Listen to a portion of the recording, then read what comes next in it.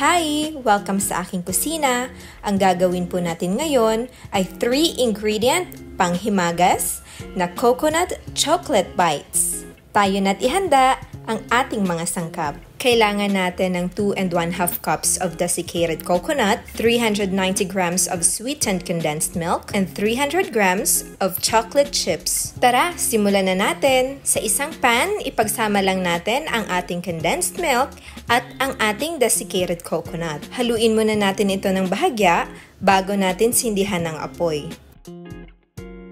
Haluin lamang po ng mabuti upang maging pantay po ang pagkaluto. Mga around 5 minutes lang po ang paghahalo. Ang kailangan lang po nating ma-achieve ay dapat na ma-absorb ng desiccated coconut ang condensed milk. Kapag naluto na ito, ay ilagay natin sa ating food container at i-chill lamang ng 30 minutes. At pagkatapos ma-chill, ay pwede na natin itong hulmahin. Ang ginamit ko pong panghulma dito ay ang ating polvoron mold. Pero kapag wala po kayong polvoron mold, ay pwede rin po itong bilugin ng mano-mano. Ang sukat po ng ating polvoron mold ay 1.5 inches diameter. I-repeat lang po natin ang process hanggang sa mahulma po natin lahat ng mixture. Malagkit po ang mixture na ito kaya kailangan natin ng palette knife or anything na pwedeng pangtanggal ng ating mixture sa ating hulmahan. Natapos na po natin lahat at ilagay po natin ito sa ating mga chiller para mag-firm. At habang pinapalamig po natin ang ating coconuts,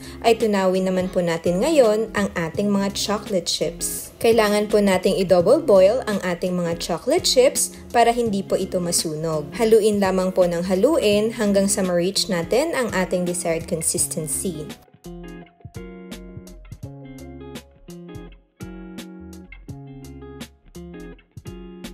Ngayon naman po ay i-coat na natin ang ating mga coconut bites. I-repeat lamang po ang prosesong ito hanggang sa ma-coat na natin ang lahat ng ating coconut bites. Sa recipe pong ito ay nakagawa po tayo ng 36 coconut chocolate bites. Ngayon naman po ay pupunta na tayo sa pag-wrap ng ating mga coconut chocolate bites. Gumamit lamang ako dito ng candy cellophane. Ang link po kung saan ko po ito nabili ay ilalagay ko sa description box. Pagkatapos po mailagay ang ating coconut chocolate bites sa wrapper, ay isi-seal naman natin ito gamit ang ating plastic sealer. Kapag na-wrap na po natin ang lahat ng coconut chocolate bites, ay pwede rin po itong ipack sa box, disposable plastic containers, or sa plastic cellophane. Sa box po na ginamit ko, ay 10 coconut chocolate bites po ang magkakasya dito. Ang box na ito naman po ay nabili ko lang sa mall dito sa aming lugar. At ang sukat naman po ng box ay 6 by 3.5 by 2.5 inches.